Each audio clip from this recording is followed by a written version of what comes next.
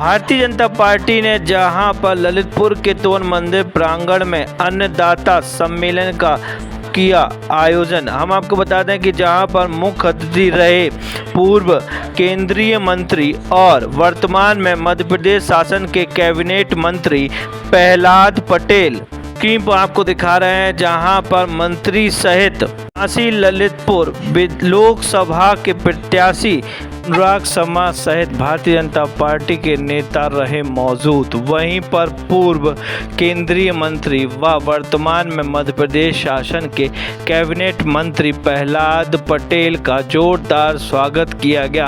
Bharatiya Janata party के पदाधिकारियों व किसान मोर्चा के पदाधिकारियों के द्वारा जहां पर स्मृति चिन्ह देकर सम्मानित करते हुए जो किसान मोर्चा के पदाधिकारी और किसान का हल देकर सम्मानित किया गया। वह कहना है मुख्य अतिथि का, आइए सुनते हैं। जब मुझे अनुराग जी ने कहा कि मुझे ललितपुर आना है, तब तो मैं मध्य प्रदेश का मंत्री हूँ, केंद्र का मंत्री तो हो नहीं, लेकिन एक अच्छे पड़ोसी और अच्छे मित्र के लिए मैं उनके समर्थन में अपनी बात कहने के लिए आया हूँ। पहली प्रार्थना मैं आपसे यही करता हूँ, वोट डालने जरूर जाना और अपना वोट और आशीर्वाद भारतीय जनता पार्टी को देकर अनुराग जी को प्रचंड बहुमत से जब आप लोकसभा में फिर से पहुंचाएंगे तो मोदी जी तीसरी बार प्रधानमंत्री बनेंगे। अब बात आती है कि हम किसान सम्मेलन के लिए आए। किसान की परिभाषा क्या है, किसान के बारे में सोचने का नजरिया क्या है, ये बात मैं अपने भाषण में कहूंगा। मैं उपलब्धियां गिनाने के लिए नहीं आया, मैं तो आपसे प्रार्थना करने के लिए आया हूं कि जो अन्नदाता सामने बैठा है वो अपनी ताकत को पहचाने। यदि भगवान को किसी को जानना है तो किसी चैतन्य या किसी साधु के दरवाजे पर जाता है, लेकिन यदि प्रकृति को पहचानना है तो किसान के दरवाजे पर चले जाना, प्रकृति का आनंद भी पा जाओगे और प्रकृति के बारे में जान भी जाओगे। और इससे मैं आप सबसे विनती भी करता हूं कि राजनीति की इतनी बड़ी यात्रा में, देश की आजादी के 75 साल में, लेकिन किसान सिर्फ आजादी के बाद उसके आकलन हो, मैं इस बात से सहमत नहीं हूं। आजादी के पहले किसान की क्या हालत थी, आजादी के बाद किसान की क्या हालत थी, पिछले 10 साल में क्या हुआ और उसके पहले वाले 10 साल में क्या हुआ। जब तक हम इसकी तुलना नहीं करेंगे, हम न्याय नहीं कर पाएंगे, फैसला नहीं कर पाएंगे। मैं किसान नेता हूं।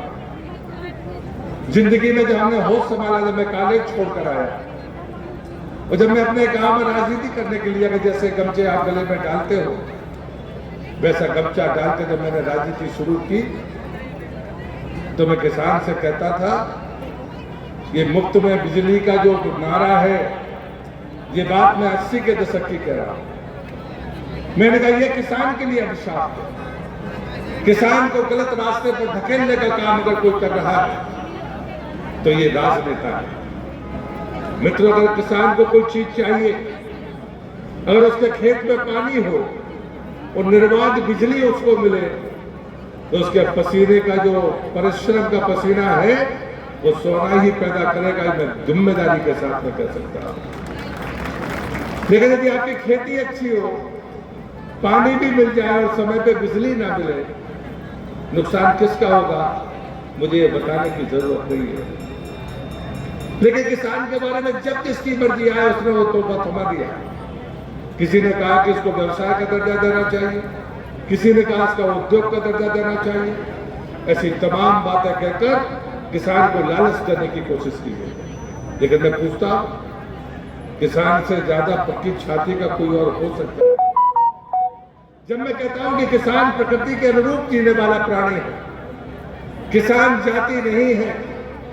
अगर कोई हमें अन्नदाता कहता है तो ये शब्द गढ़ा हुआ शब्द नहीं है, ये सच्चाई है इतिहास की कि कितना ही अनुकूल प्रतिकूल मौसम हो, हमारा पसीना, हमारा अनाज, हमारे पूरे परिवार की संपत्ति जब एक बार प्राकृतिक आपदा में छिन जाती है तो कोई दुख मनाने के लिए हमारे परिवार में आता होगा, लेकिन कोई सहयोग नहीं मिलता था। इतिहास इस बात का गवाह है। लेकिन मैं आज आपसे पूछता हूं, मैं मध्य प्रदेश का कार्यकर्ता हूं। मध्य प्रदेश में आपदा के बारे में जब मैं पहली बार सांसद बना 1989 में, मेरी उम्र कुल 28.5 साल थी। मैंने क्वेश्चन लगाया अनावारी का। हम गांव के लोग हैं, उन्होंने कहा साहब नुकसान हो गया, ओला पड़ गया, पाला पड़ गया, ये अनावारी कब होगी? तो मैंने क्वेश्चन लगा दिया, मुझे भी ज्यादा अंदाजा नहीं था। अनावारी नाम का कोई शब्द ही नहीं है, ये संसद का जवाब। आरबीसी को बदलने के कोई तरीके नहीं थे, क्योंकि राज्य सरकार के पास में जिम्मेदारियां थी। भारत सरकार क्षतिपूर्ति का आकलन नहीं करती, ये पहली बार मुझे समझ में आया। मित्रों, जब जमीन पर काम करते हैं तब हमें अंदाजा पड़ता है कि वास्तव में नियमों में तब्दीली कैसी होनी चाहिए। और मुझे गर्व है कि जब आरबीसी को बदलने का मौका आया तो जो श्रेय किसी को मिला मध्य प्रदेश को और देश के भीतर, तो भारतीय जनता पार्टी उसकी सरकार को मिला, कोई और उसे बदल नहीं सका। पहले हमारा नुकसान होता था 25 रुपया, 12 रुपया, 8 रुपया सब मुआवजा किसान के पास आता। अगर 12,000 रुपया हेक्टेयर का मुआवजा देने की शुरुआत किसी ने की तो भारतीय जनता पार्टी की सरकार ने। फिर तब लोगों को समझ में आया कि हमारे उत्पादन, हमारे परिश्रम, उसके आधार पर मुआवजा तय होना चाहिए। लेकिन ये बातें कभी जमीन तक आ नहीं पाई। तब जाकर प्रधानमंत्री ने कहा कि जो छोटा काश्तकार, उस काश्तकार को कभी ना कहीं मदद देने की जरूरत है, तो उसे मदद मिलनी चाहिए।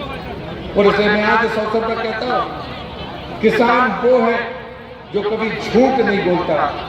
अगर वो आम का झाड़ लगाता है और आम उसमें फल लगता है और कोई उससे आम मांगता है तो वो आम ही देता है, वो नींबू देने की गलती कभी नहीं करता। ये ईमानदारी किसी और को नहीं मिल सकती।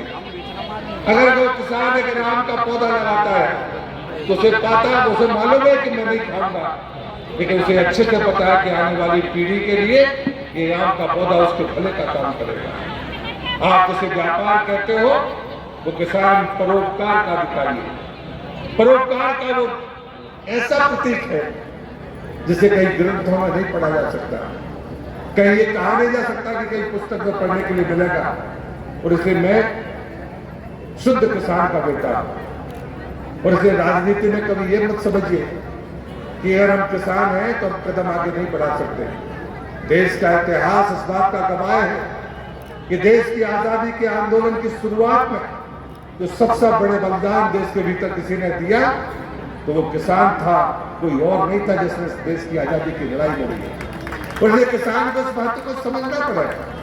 किसान को लगता है कि हम ये कैश क्रॉप की तरफ अगर आगे नहीं जाएंगे तो हम अपने बच्चों का भविष्य नहीं बना सकते। ये बात सच है कि समय के साथ हमें कुछ परिवर्तन करने होंगे। हमें भी अपने बच्चों की पढ़ाई लिखाई और उनकी बेहतर जिंदगी की चिंता है। इस सच्चाई को कोई नकार नहीं सकता। लेकिन इसका यह मतलब नहीं है कि हम नकल करने लगे। मैं नकल का विरोधी हूँ, मैं परिवर्तन का समर्थक हूँ, लेकिन मैं नकल का विरोधी हूँ। और इसलिए जब हमें अभी अनुराग जी पूछ रहे थे कि कैन बेतवा का भाई साहब क्या होगा, मैंने कहा कैन बेतवा के लिए मोदी जी के चरित्र की सराहना करना पड़ेगी। 44,000 करोड़ रुपया उस योजना के लिए दिया गया। मैं उसी विभाग का राज्य मंत्री था, लेकिन प्रधानमंत्री जी की जो पहली शर्त थी, पहले तो दोनों राज्य तैयार नहीं होते थे। उत्तर प्रदेश कभी हाँ कहता था, कभी मध्य प्रदेश हाँ कहता था। ये मोदी जी का नेतृत्व था कि दोनों सरकारों के मुखिया ने हाँ कहकर इस रास्ते को आगे बढ़ाया। ये पहली योजना है। जब सत्य अटल बिहारी वाजपेयी ने कहा था नदियां जोड़े बगैर हिंदुस्तान के किसान के खेत की प्यास नहीं बुझाई जा सकती, नदियों को जोड़े बगैर आम आदमी के कंध, सूखे कंध को पानी नहीं दिया जा सकता। मित्रों, आज एक चुनौती है, मैं आपसे कहता हूं, लेकिन ये पहली सफलता अगर देश के नक्शे पर मिली तो आप भाग्यशाली है कि बुंदेलखंड की धरती पर पहली नदी जोड़ो परियोजना मूर्त रूप ले रही है। जमीन का अधिग्रहण हो गया, लेकिन आपको यह भी तो पता होना चाहिए इसका लाभ क्या है। लाखों हेक्टेयर जमीन की सिंचाई होगी, 20 लाख से ज्यादा परिवारों को पीने का पानी मिलेगा और 2 प्रकार की विद्युत उससे पैदा होगी, सौर ऊर्जा भी पैदा होगी और पनबिजली भी पैदा होगी। ये चीजें हैं इस बुंदेलखंड में जहां पर पलायन की चर्चा होती है, जहां पानी की कमी की चर्चा होती थी।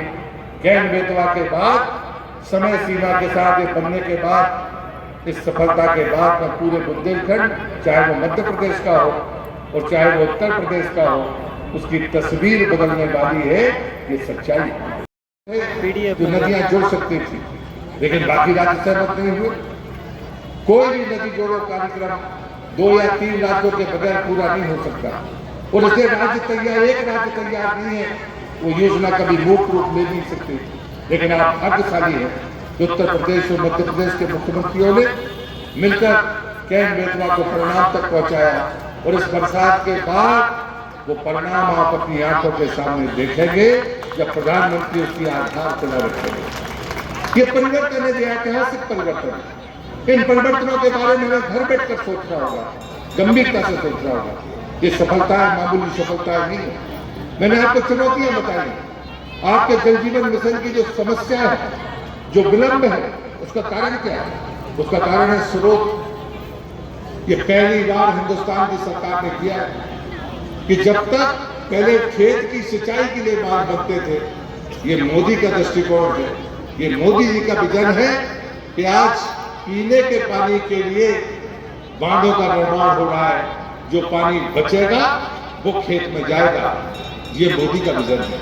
मैं दमोह में आपके पड़ोस की लोकसभा में सांसद हुआ करता था।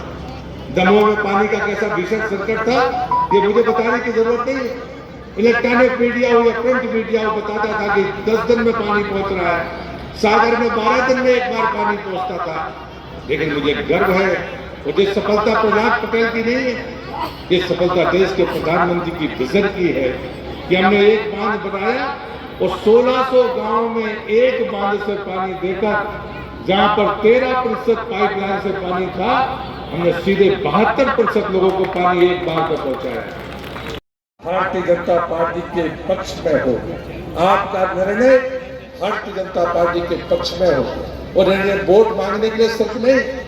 आप अगर पिछला अतीत पलट कर देखेंगे तो मैं दावे से कहता हूं और उसका एक ही पैमाना है 10 साल मोदी के 14 से लेकर 24 के, और जो भी 10 साल भारत के आपको अच्छे लगे उनसे तुलना करना। तो तराजू का पलड़ा अगर मोदी के 10 साल के भारी पड़े तो फिर मैं आपसे विनती करता हूं एक बार और आपका वोट और आशीर्वाद भारतीय जनता पार्टी को मिले। इस निवेदन के लिए मैं आपके बीच में आया था। इतनी भीषण गर्मी में इतनी बड़ी संख्या में उपस्थित हो रही है, आप हुए, मैं धन्यवाद देता हूं। लेकिन मैं सेशन चालक महोदय से कह रहा था कि किसान को गर्मी नहीं लगती क्योंकि वो तो उसके लिए ही पैदा हुआ है, लेकिन राजनेताओं ने जो बना दिया है आदम उसमें से आज ये परिस्थितियां बनती होंगी। मैं तो आज मध्य प्रदेश की सीमा लांघ कर यहाँ पर आया हूँ तो मैं विश्वास पूर्वक कह सकता हूँ, अनुराग जी मेरे मित्र हैं इसलिए नहीं, कई बार जब आपके साथ सांसद आते हैं और चर्चा करते हैं तो विकास का विजन दिखता है।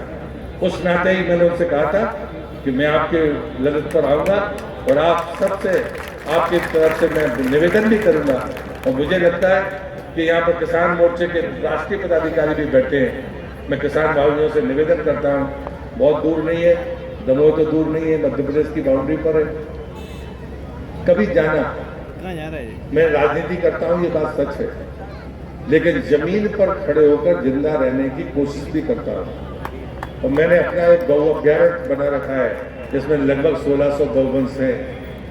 हमने कुछ गलतियां की हैं जीवन में, उन्हें सुधारने के लिए सरकार वो काम नहीं कर सकती जो काम हम कर सकते हैं। लेकिन जब तक कोई मॉडल ना हो, जब तक आप दावे के साथ में वो बातें कह नहीं सकते। आज मुझे गर्व के साथ मैं आपको बता रहा हूँ, यहाँ से लौटूंगा तो मैं अपने उसी गौ अभ्यारण्य में आज रात्रि विश्राम करूंगा। जब मैं केंद्र में मंत्री था तब भी मैंने जब वो गौ अभ्यारण्य बनाया था तो प्रधानमंत्री जी के जन्मदिन से शुरू किया था। 7 साल पूरे हो गए, ये सितंबर में 8 साल हो जाएंगे। हम सब किसान हैं। 5 साल में आपने कटहल का पौधा लगाया हो